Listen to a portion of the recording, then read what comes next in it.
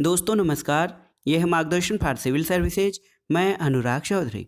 दोस्तों आज की वीडियो में प्रस्तुत है प्राचीन भारत के इतिहास से संबंधित महत्वपूर्ण प्रश्नों का 11वां भाग, जिसमें हम मौर्योत्तर काल से संबंधित महत्वपूर्ण प्रश्नों को हल करेंगे।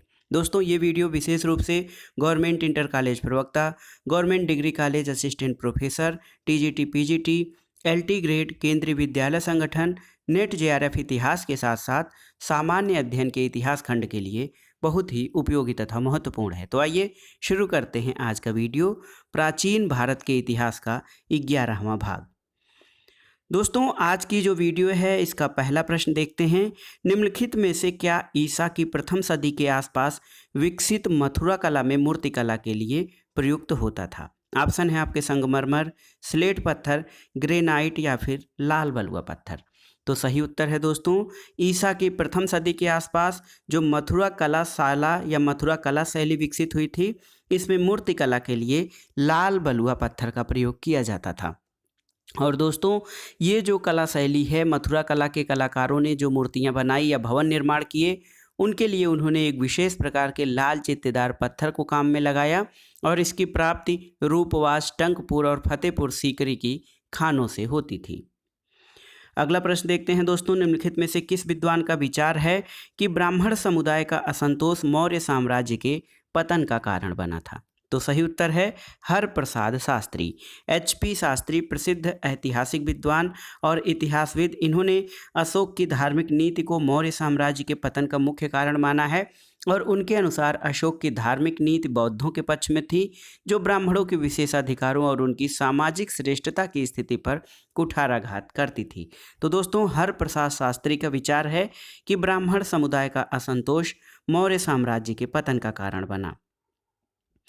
अगला प्रश्न है दोस्तों, विम कडफिसेस एक शासक था कुषाण वंश का।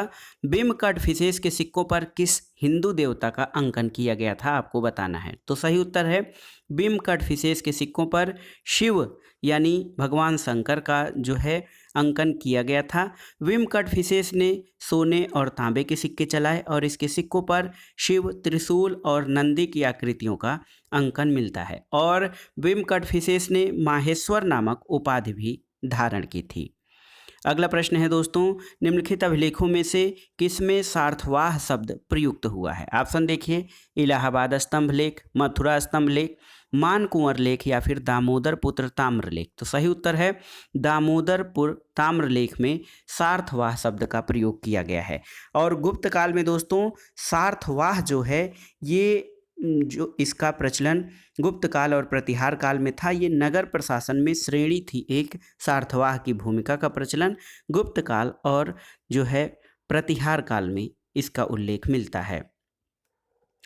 अगला प्रश्न है, मथुरा से प्राप्त खड़ी मुद्रा की आदमकद प्रतिमा किससे संबंधित है, आपको बताना है। तो सही उत्तर है मथुरा से प्राप्त खड़ी मुद्रा की आदमकद प्रतिमा जो है ये कुषाण काल से संबंधित है और ये मथुरा के शिल्पी यक्ष और नाग की सुंदर मूर्तियां बनाने में अत्यंत निपुण थे और वहाँ से जो खड़ी मुद्रा की आदमकद प्रतिमा है वो कुषाण काल से संबंधित है। अगला प्रश्न है, किस राजवंश ने किस राजवंश के शासकों ने शीशे के सिक्के चलाए थे? तो सही उत्तर है दोस्तों सातवाहन वंश। ऑप्शन बी आपका सही उत्तर है, सातवाहन वंश के शासकों ने शीशे के सिक्के चलाए थे और इसके अलावा जो इंडो यवन जो थे हिंद यवन शासक स्ट्रेटो द्वितीय ने भी शीशे के सिक्के चलाए थे। अगला प्रश्न है दोस्तों, निम्नलिखित में से किस भाषा में खारवेल का हाथी गुम्फा अभिलेख उत्कीर्ण मिलता है? तो सही उत्तर है प्राकृत भाषा में। दोस्तों खारवेल का हाथी गुम्फा लेख बहुत ही महत्वपूर्ण है और खारवेल जो है ये सबसे महत्वपूर्ण जो था कलिंग के चेद वंश का सबसे प्रतापी शासक था खारवेल और इसके विषय में जानकारी का प्रमुख स्रोत इसका हाथी गुम्फा अभिलेख है और यह लेख प्राकृत भाषा में है और प्राचीन भारतीय इतिहास के लिए इसका बहुत अधिक महत्व है। तो याद रखिएगा जो है खारवेल का हाथी गुम्फा अभिलेख प्राकृत भाषा में लिखा गया है और कलिंग के चेद वंश का महत्वपूर्ण या सबसे प्रतापी शासक खारवेल था। अगला प्रश्न है, अपने वाहन वृषभ के साथ शिव का मूर्त रूप में अंकन सर्वप्रथम सिक्कों पर किसके सिक्कों पर मिलता है? ऑप्शन है आपके विम कडफिसेस, हुविस्क, रुद्रदामन या फिर शशांक। तो सही उत्तर है दोस्तों ऑप्शन ए, वृषभ के साथ शिव का मूर्त रूप में अंकन सर्वप्रथम विम कटफिशेस के सिक्कों पर मिलता है। दोस्तों विम कटफिशेस के सिक्कों पर शिव, नंदी, त्रिशूल की आकृतियां मिलती हैं और इससे उसका शैव मतानुयायी होना भी सूचित होता है। और आपको हमने पहले बताया है कि विम कटफिशेस ने माहेश्वर की उपाधि भी धारण की थी। अगला प्रश्न है, निम्नलिखित में से कौन सा शासक बौद्ध भिक्षु नागसेन से प्रभावित हुआ था? तो सही उत्तर है मिनांडर। मिनेंडर या मिनांडर जो था ये बौद्ध भिक्षु नागसेन से प्रभावित हुआ था और मिनांडर और उसके पुत्र स्ट्रेटो प्रथम के सिक्के मथुरा से प्राप्त होते हैं। अगला प्रश्न है दोस्तों, उस राजवंश का नाम क्या था जिसने हत्या करके सत्ता पाई थी? आपको बताना है कि वो कौन सा राजवंश था जिसने हत्या करके सत्ता हथियाई और जिसका अंत भी हत्या के द्वारा हुआ था। ऑप्शन है आपके चोल वंश, शुंग वंश, कुषाण वंश या फिर गुप्त वंश। तो सही उत्तर है दोस्तों शुंग वंश।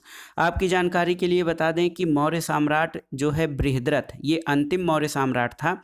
इसकी हत्या इसके सेनापति पुष्यमित्र शुंग ने करके शुंग वंश की स्थापना की थी और अंतिम शुंग शासक देवभूति के मंत्री वासुदेव ने इसकी हत्या करके 75 ईसा पूर्व में कण्व वंश की स्थापना की थी। लेकिन बाद में कण्व वंश के शासक सुशर्मन की हत्या 30 ईसा पूर्व में सिमुक ने कर दी और एक नवीन ब्राह्मण वंश आंध्र सातवाहन वंश की नींव डाली थी। तो सही उत्तर है शुंग वंश ने हत्या करके सत्ता हथियाई थी और उसका अंत भी हत्या के द्वारा हुआ। अगला प्रश्न महत्वपूर्ण है, शुंग वंश का संस्थापक कौन था? आपको बताना है कि शुंग वंश का संस्थापक कौन था। तो सही उत्तर है दोस्तों पुष्यमित्र शुंग जो था वो शुंग वंश का संस्थापक था। अगला प्रश्न है दोस्तों कि अधोलिखित में कौन योग सूत्र के रचयिता हैं? तो सही उत्तर है पतंजलि। दोस्तों महर्षि पतंजलि जो हैं ये योग सूत्र के रचयिता हैं और ये योग दर्शन का मूल ग्रंथ है और इनकी जो सबसे महत्वपूर्ण योग दर्शन के क्षेत्र में योग सूत्र ये पतंजलि की रचना है। दोस्तों पाणिनि की रचना अष्टाध्यायी है जिसे महत्वपूर्ण व्याकरण ग्रंथ माना जाता है। अगला प्रश्न है महाभाष्य के रचनाकार कौन थे? तो सही उत्तर है महाभाष्य के रचनाकार पतंजलि थे। दोस्तों पतंजलि जो थे ये पुष्यमित्र शुंग के पुरोहित थे और महाभाष्य से पता चलता है कि यवनों ने साकेत और माध्यमिका को रौंद डाला था। दोस्तों अष्टाध्यायी के रचनाकार पाणिनि हैं। इसके अलावा संध्याकर नंदी ने रामचरित और पद्मगुप्त ने नव सहसांक चरित की रचना की थी। रामचरित से बंगाल के पाल वंश के शासन, धर्म और तत्कालीन समाज का ज्ञान होता है। मनुस्मृति की रचना मनु ने की थी और महाकवि पंप ने विक्रमार्जुनियम विजय और रन्न ने गदा युद्ध की रचना की थी। दोस्तों वाकपति ने गौरवहो और बिल्हड़ ने विक्रमांक देव चरित्र की रचना की थी। अगला प्रश्न वही दोहराया है कि महाभाष्य के रचयिता कौन थे? तो आप जानते हैं पतंजलि। और एक महत्वपूर्ण प्रश्न कई बार परीक्षाओं में आया है, 2 अश्वमेध यज्ञ किसने संपन्न किया था? तो सही उत्तर है पुष्यमित्र शुंग ने। दोस्तों अयोध्या के लेख से ये पता चलता है कि जो शुंग वंश का संस्थापक था पुष्यमित्र शुंग, उसने 2 अश्वमेध यज्ञ कराया था और उसको कराने का श्रेय जो है पतंजलि को जाता है। दोस्तों कालिदास की रचना है मालविकाग्निमित्रम, उसमें 1 अश्वमेध यज्ञ के बारे में जानकारी मिलती है और कालिदास कहते हैं कि अश्वमेध यज्ञ की रक्षा का भार पुष्यमित्र के पौत्र वसुमित्र ने ग्रहण किया था और पुष्यमित्र शुंग ने अशोककालीन सांची के महास्तूप की काष्ठ वेदिका के स्थान पर पाषाण वेदिका निर्मित करवाई थी। भरहुत स्तूप का निर्माण अशोक ने करवाया था, लेकिन इसकी पाषाण वेदिका और तोरणों का निर्माण शुंगों के काल में हुआ था। अगला प्रश्न है दोस्तों, मनुस्मृति की रचना किस वंश के शासनकाल में हुई थी? आपको बताना है। तो सही उत्तर है मनुस्मृति की रचना शुंग वंश के शासनकाल में हुई थी। स्मृतियां हिंदू धर्म के कानूनी ग्रंथ हैं और इनका संकलन विभिन्न कालों में हुआ था। मनुस्मृति की रचना मौर्योत्तर युग में शुंग काल में हुई थी।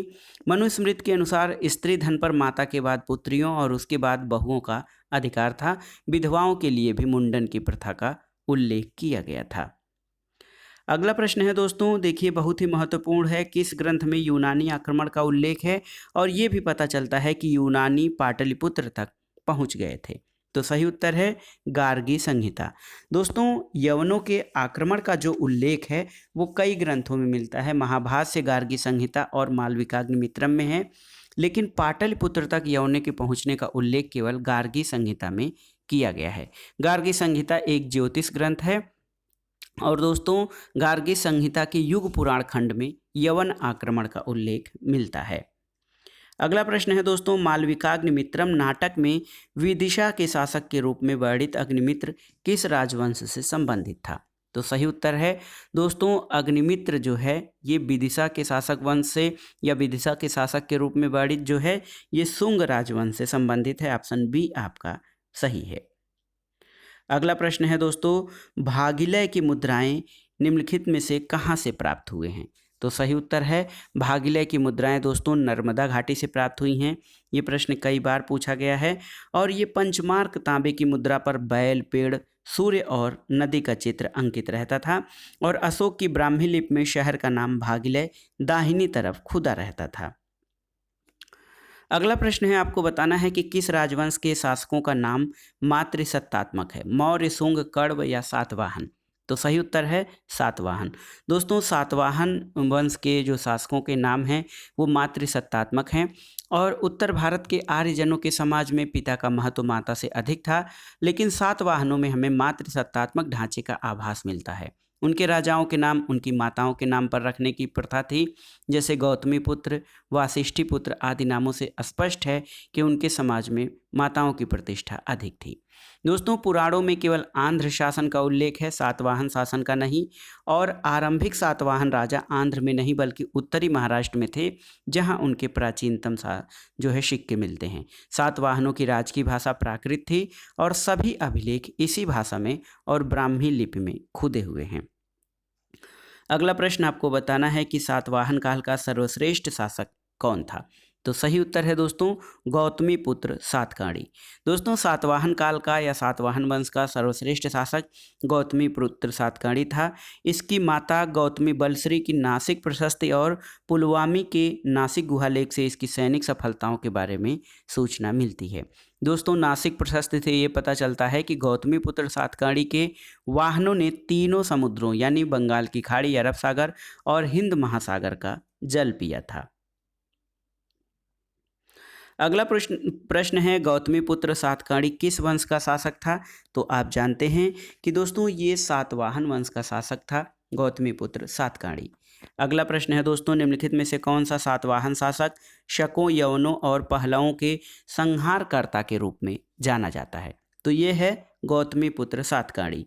दोस्तों पुलवामी के नासिक लेख में गौतमी पुत्र सातकर्णी को शक, यवन और पहलवों का विनाश करने वाला बताया गया है।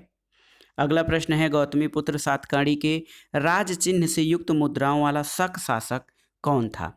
तो सही उत्तर है दोस्तों नहपान। नहपान जो छहरात वंश, इसने लगभग 119 से 125 ईस्वी तक राज्य किया था। वह सातवाहन नरेश गौतमी पुत्र सातकर्णी द्वारा पराजित हुआ और मार डाला गया और जोगल थंबी से प्राप्त नहपान के बहुसंख्यक सिक्के गौतमी पुत्र सातकर्णी द्वारा पुनरंकित किए गए हैं। अगला प्रश्न है दोस्तों गाथा सप्तशती नामक प्राकृत साहित्य का लेखक राजा कौन था? तो ऑप्शन है आपके गौतमी पुत्र सातकर्णी, सातकर्णी प्रथम, हाल या यज्ञश्री सातकर्णी। तो सही उत्तर है दोस्तों हाल। सातवाहन वंश के शासक हाल ने प्राकृत भाषा में गाथा सप्तशती या गाहा सप्तशती नामक ग्रंथ की रचना की। ये प्राकृत भाषा में मुक्तक काव्य ग्रंथ है। दोस्तों गुढ़ाढ्य के बृहत कथा नामक ग्रंथ की रचना की और संस्कृत व्याकरण के लेखक सर्ववर्मन ने कातंत्र की रचना की। दोस्तों सातकर्णी प्रथम ने 2 अश्वमेध और 1 राजसूय यज्ञ किया था। अगला प्रश्न गाथा सप्तशती के बारे में ही है कि गाथा सप्तशती जो है ग्रंथ की रचना की है किसने? तो सही उत्तर है दोस्तों सातवाहन शासक हाल ने। आप जानते हैं कि गाथा सप्तशती की रचना की है। गिरनार शिलालेख किससे संबंधित है? दोस्तों गिरनार शिलालेख का संबंध रुद्रदामन से है और शक संवत 72 यानी 150 ईस्वी में जूनागढ़ के गिरनार से रुद्रदामन का एक अभिलेख प्राप्त हुआ है। ये प्रशस्ति के रूप में है। इसमें उसकी विजय, कृतित्व और व्यक्तित्व का वर्णन है। अगला प्रश्न है दोस्तों देखिए निम्नलिखित में से किसने बेशनगर में गरुड़ स्तंभ बनवाया था? ये भी बहुत महत्वपूर्ण प्रश्न है। तो सही उत्तर है हेलियोडोरस। हेलियोडोरस के बारे में जान लेते हैं कि एंटियालकिड्स ने शुंग शासक जो है भागभद्र के बेशनगर स्थित दरबार में एक राजदूत हेलियोडोरस को भेजा था, जिसने वेदिशा में एक गरुड़ स्तंभ स्थापित किया और उस पर वासुदेव का नाम अंकित करवाया। इससे पता चलता है कि हेलियोडोरस ने स्वयं भागवत धर्म अपना लिया था। अगला प्रश्न है दोस्तों, निम्नलिखित में से कौन सा अभिलेख भागवत धर्म के इतिहास के लिए महत्वपूर्ण माना जाता है, आपको बताना है। तो सही उत्तर है दोस्तों बेसनगर स्तंभ लेख। भागवत धर्म के इतिहास के लिए जो बेसनगर स्तंभ लेख है वो बहुत ही महत्वपूर्ण माना जाता है। अगला प्रश्न देखिए, भागवत धर्म से संबंधित प्राचीनतम अभिलेखी साक्ष्य मिलता है, तो ये है हेलियोडोरस का बेसनगर स्तंभ लेख। अगला प्रश्न है, निम्नलिखित राजदूतों में से किसने भागवत की उपाधि धारण की थी, आपको बताना है। तो सही उत्तर है हेलियोडोरस। दोस्तों, भागवत धर्म से संबंध प्रथम उपलब्ध पत्थर का स्मारक विदिशा यानी बेशनगर का गरुड़ स्तंभ है, और इससे पता चलता है कि तक्षशिला के यवन राजदूत हेलियोडोरस ने भागवत धर्म ग्रहण किया था और इस स्तंभ की स्थापना कराकर उसकी पूजा की थी। अगला प्रश्न देखते हैं, शंख लिपि के लेख निम्नलिखित स्थल के स्तूप अवशेष से प्राप्त हुए हैं, कहाँ के? तो सही उत्तर है भरहुत। भरहुत स्तूप अवशेष से शंख लिपि के लेख प्राप्त हुए हैं, और भरहुत स्तूप लेख जो है मध्य प्रदेश में सतना नामक स्थान पर था। यहाँ के महत्वपूर्ण स्थल की खोज अलेक्जेंडर कनिंघम ने सन 1873 में किया था, और ये स्तूप शुंगकालीन है और केवल इसके अवशेष ही विद्यमान हैं। अगला प्रश्न है, खारवेल के हाथी गुम्फा अभिलेख से सिंचाई विषयक कार्यों का उल्लेख मिलता है, तो किन शासकों के? तो सही उत्तर है नंदों के। खारवेल के हाथी गुम्फा अभिलेख से सिंचाई विषयक या नंद शासकों के सिंचाई विषयक जो है कार्यों का उल्लेख मिलता है। प्राचीनतम जल नहर का प्रमाण कहाँ से मिलता है? तो सही उत्तर है दोस्तों हाथी गुम्फा अभिलेख से प्राचीनतम जल नहर का प्रमाण मिलता है, और खारवेल के हाथी गुम्फा अभिलेख में नंद राजा महापदम नंद की कलिंग विजय सूचित होती है, और इसके अनुसार नंद राजा जिनसेन की एक प्रतिमा उठा ले गया और उसने कलिंग में एक नहर का निर्माण करवाया था। अगला प्रश्न है दोस्तों, किस शासक के शासनकाल में सेंट थॉमस नामक ईसाई भारत में ईसाई धर्म के प्रचार के लिए आया था, आपको बताना है। तो सही उत्तर है गोंडो फर्नीज। दोस्तों, गोंडो फर्नीज का शासनकाल 20 से 41 ईस्वी में है, और इसकी प्रमुख घटना है सेंट थॉमस नामक ईसाई द्वारा भारत में ईसाई धर्म का प्रचार करना। वो तमिलनाडु में मार डाला गया था, और इस प्रकार ईसाई धर्म भारत में पहली शताब्दी में आया था। अगला प्रश्न है, निम्नलिखित में से उत्तरी भारत में कौन अंतिम ग्रीक शासक था, आपको बताना है। उत्तरी भारत में अंतिम ग्रीक शासक कौन था? तो सही उत्तर है हिप्पोट्रेटस। दोस्तों, उत्तरी भारत में जो हिप्पोट्रेटस था ये अंतिम ग्रीक शासक था, और यह भारत में यूथिडेमस वंश का अंतिम शासक था। इसका शासन उत्तर पश्चिम पंजाब और पुष्प कलावती पर था। वाराह मिहिर के होरा विषयक ज्ञान जिसका संबंध कुंडलियों से है, इसके ऊपर यूनानी खगोल शास्त्र का प्रभाव दिखाई देता है। और दोस्तों, मिलिंद पन्हु ग्रंथ है, उसके अनुसार मिनांडर का जन्म अलसंद यानी काबुल के समीप सिकंदरिया द्वीप के कालसी ग्राम में हुआ था। अगला प्रश्न है, सोने के सिक्के भारत में सर्वप्रथम किसने प्रारंभ किए थे?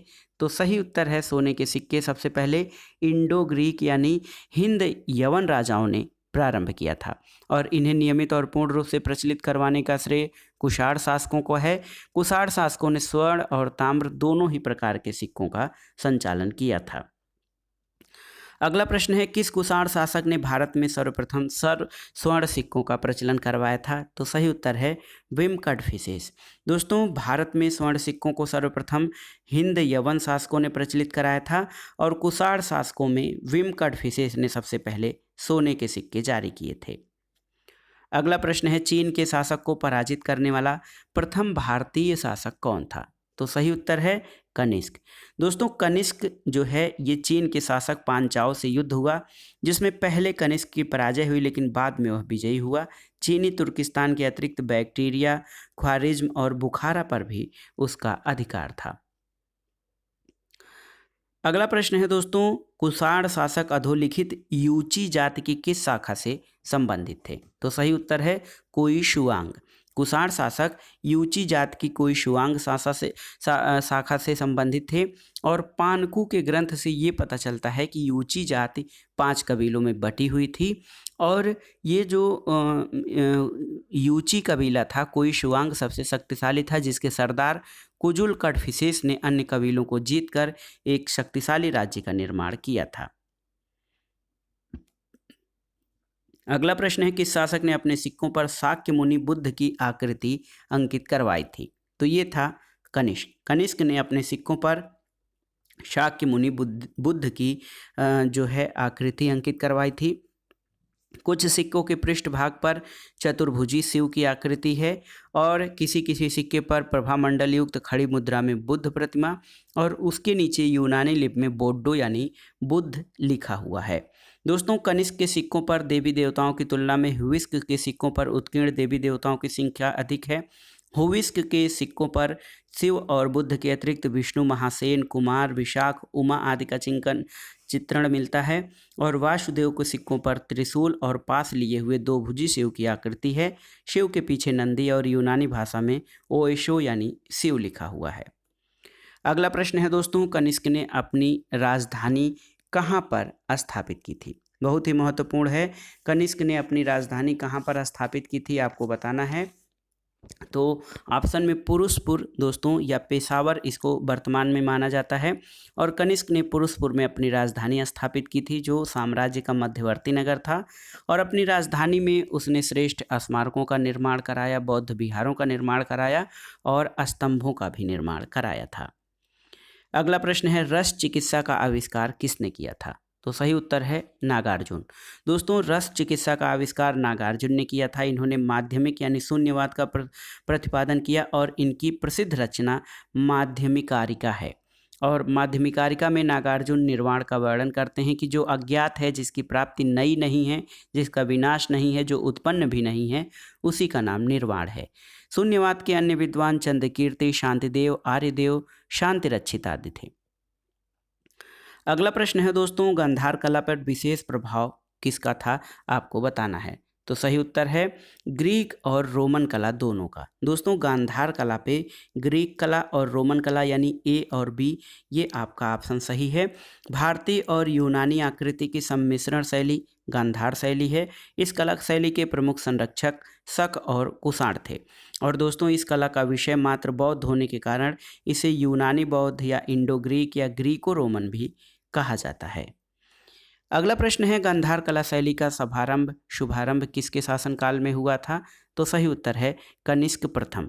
दोस्तों, कनिष्क प्रथम के शासनकाल में कला की 2 शैलियों का विकास हुआ, गांधार कला शैली और मथुरा कला शैली। गांधार कला शैली के अंतर्गत बुद्ध की भूस्पर्श मुद्रा, ध्यान मुद्रा आदि मूर्तियों का निर्माण किया गया। अगला प्रश्न है, मथुरा शैली में मूलतः किस प्रकार के पत्थर का प्रयोग होता था आपको बताना है। तो देखिए, बहुत ही महत्वपूर्ण है दोस्तों, मथुरा कला शैली में मूलतः लाल बलुआ पत्थर का प्रयोग होता था। और इस समय शिल्पकारी के लिए मथुरा के कलाकार दूर दूर तक विख्यात थे। एक महत्वपूर्ण ग्रंथ बुद्धचरित, इसके लेखक कौन थे आपको बताना है। तो सही उत्तर है अश्वघोष। दोस्तों, अश्वघोष जो हैं ये बुद्धचरित के लेखक थे। अगला प्रश्न देखते हैं, बुद्धचरित के लेखक, यही बार बार पूछा है तो आप जान लीजिए बुद्धचरित के लेखक जो है अश्वघोष थे। और अश्वघोष का संबंध किससे है, किससे था, ये आपको बताना है। अश्वघोष का संबंध किससे था? तो सही उत्तर कुषाण से अश्वघोष का संबंध था। अगला प्रश्न है दोस्तों, प्रसिद्ध बौद्ध विद्वान अश्वघोष किसके समकालीन थे? तो सही उत्तर है कनिष्क के समकालीन थे अश्वघोष और इनकी प्रमुख रचना बुद्धचरित है। चरक किस शासक के दरबार में रहते थे? दोस्तों, आयुर्वेद के आचार्य थे चरक, ये कनिष्क के दरबार में रहते थे। और चरक संहिता के रचयिता चरक कनिष्क के राज्य वैद्य थे और ये औषधि शास्त्र की प्राचीनतम रचना मानी जाती है चरक संहिता। अगला प्रश्न देखते हैं दोस्तों, बहुत ही महत्वपूर्ण है, शक संवत कब आरंभ हुआ? आप जानते हैं शक संवत का आरंभ 78 ईस्वी में हुआ था।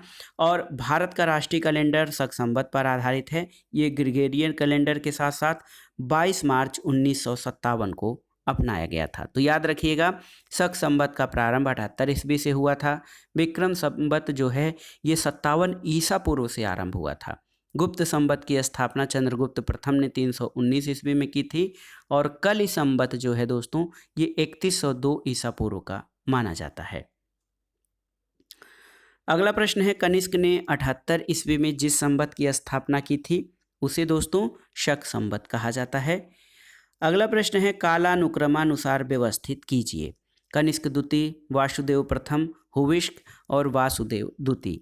तो दोस्तों इसमें जो क्रम है वो है हुविष्क, ये कनिष्क जो है देखिए हुविष्क के बाद कनिष्क द्वितीय आता है, फिर वासुदेव प्रथम और उसके बाद वासुदेव द्वितीय। तो इसमें सही ऑप्शन आपका ऑप्शन ए हो जाएगा, 3, 1, 2, 4। अगला प्रश्न है, किस कला का गांधार कला शैली पर सर्वाधिक प्रभाव पड़ा था, आपको बताना है। तो सही उत्तर है दोस्तों, यूनानी कला का गांधार कला पर सर्वाधिक प्रभाव पड़ा था। और आप जानते हैं कि कुषाण शासक कनिष्क के शासनकाल में कला क्षेत्र में 2 स्वतंत्र शैलियों का विकास हुआ, गांधार शैली, मथुरा शैली। इन दोनों को कनिष्क की ओर से पर्याप्त प्रोत्साहन और संरक्षण प्रदान किया गया और गांधार कला जो है ये यूनानी कला से बहुत प्रभावित थी। अगला प्रश्न पिछले प्रश्न से ही संबंधित है कि किस शासक ने गांधार कला शैली को संरक्षण दिया था। तो आप जानते हैं कुषाण वंश के शासक कनिष्क ने। अगला प्रश्न है, निम्नलिखित में से असत्य कथन का चयन कीजिए। 4 कथन दिए गए हैं, इनमें से एक कथन गलत है। तो असत्य कथन जो है वो है दोस्तों कि भारतवर्ष में स्वर्ण सिक्कों का चलन हर्षवर्धन द्वारा आरंभ किया गया था। ये आपका गलत कथन है। इसके अलावा भारत के प्राचीनतम सिक्कों पर कोई अभिलेख नहीं है। सातवाहनों ने शीशे के सिक्के ढलवाए थे और गुप्त शासकों ने रुप्यक नामक चांदी के सिक्के ढलवाए थे। ये तीनों कथन सही हैं। जबकि स्वर्ण सिक्कों का चलन देखा जाए भारत में तो ये हर्षवर्धन द्वारा आरंभ किया गया था, ये गलत है। आप जानते हैं कि सोने के सिक्कों का चलन इंडो ग्रीक शासकों द्वारा शुरू किया गया था और जो है बिम कड़फिसेस ने दोस्तों जो है ये स्वर्ण सिक्कों का चलन करवाया था। अगला प्रश्न है, कुषाण काल में मथुरा मूर्तिकला का एक प्रमुख केंद्र था। यहाँ की मूर्तियाँ किस पत्थर की बनाई जाती थी। तो सही उत्तर है लाल बलुआ पत्थर। जो मथुरा कला की मूर्तियाँ थी लाल बलुआ पत्थर से बनाई जाती थीं और मथुरा में इस मूर्तिकला का प्रसिद्ध केंद्र होने के कारण इसको मथुरा कला शैली कहा जाता है और हिंदू, बौद्ध और जैन धर्मों से संबंधित मूर्तियों का निर्माण यहाँ पर किया गया था।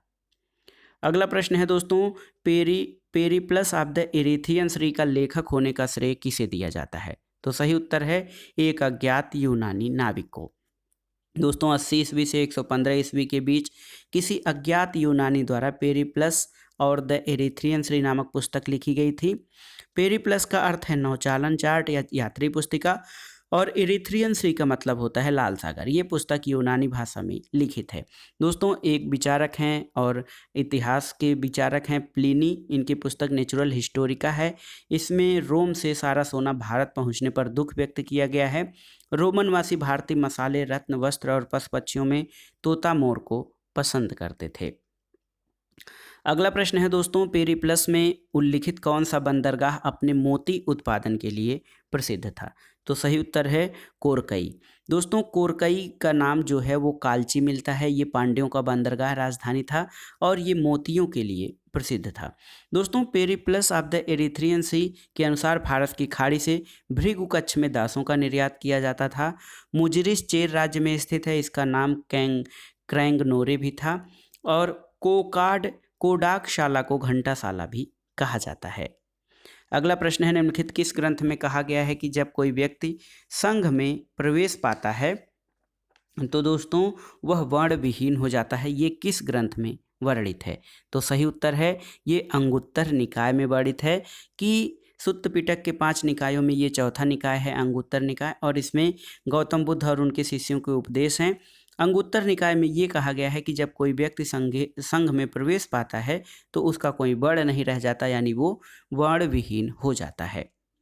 अगला प्रश्न है दोस्तों, देखिए कौन सा बंदरगाह पोडुके नाम से the Periplus of the Erythraean Sea के लेखक को ज्ञात था। तो ये बंदरगाह जिसका नाम पोडुके था वो था दोस्तों अरिका मेडू। अरिकामेडु को पेरिप्लस ऑफ द एरिथ्रियन सी का लेखक पोडुके कहता है, और लेकिन माध्यमिक शिक्षा सेवा चयन आयोग ने इसका नाम ताम्रलिप्ति माना है, जो कि गलत है। ओडुके जो है वो अरिकामेडु से संबंधित है। इस वीडियो का आखिरी प्रश्न देखते हैं दोस्तों। प्राचीन काल में आंध्र प्रदेश के करीमनगर और नालगोंडा जिले में किस खनिज के उत्पादन के लिए विख्यात थे? तो सही उत्तर है ऑप्शन ए, लोहा और इस्पात। आंध्र प्रदेश के करीमनगर और नालगोंडा जिले लोहा और इस्पात के उत्पादन के लिए प्रसिद्ध थे। दोस्तों, आंध्र प्रदेश के करीमनगर और नालगोंडा अब तेलंगाना क्षेत्र में आते हैं। लोहा इस्पात के प्रमुख केंद्र थे। तो दोस्तों, ये था आज का वीडियो, जिसमें आपने प्राचीन भारतीय इतिहास के अंतर्गत मौर्योत्तर काल से संबंधित महत्वपूर्ण प्रश्नों को सॉल्व किया। दोस्तों, अगले वीडियो में या प्राचीन भारतीय इतिहास के अगले भाग में हम गुप्त और गुप्तोत्तर काल से संबंधित महत्वपूर्ण प्रश्नों को सॉल्व करेंगे। दोस्तों, आगे के वीडियो के लिए हमसे जुड़े रहें, हमारे चैनल को लाइक करें, शेयर करें और सब्सक्राइब करें, अपने दोस्तों को भी बताएं, और ताकि अधिक से अधिक लोग जो है शिक्षा का लाभ उठा सकें। वीडियो आपको कैसा लगा हमें कमेंट बॉक्स में ज़रूर बताइएगा। वीडियो को लाइक करें, शेयर करें और इस चैनल मार्गदर्शन फॉर सिविल सर्विसेज को सब्सक्राइब करें। वीडियो देखने के लिए धन्यवाद दोस्तों। नमस्कार।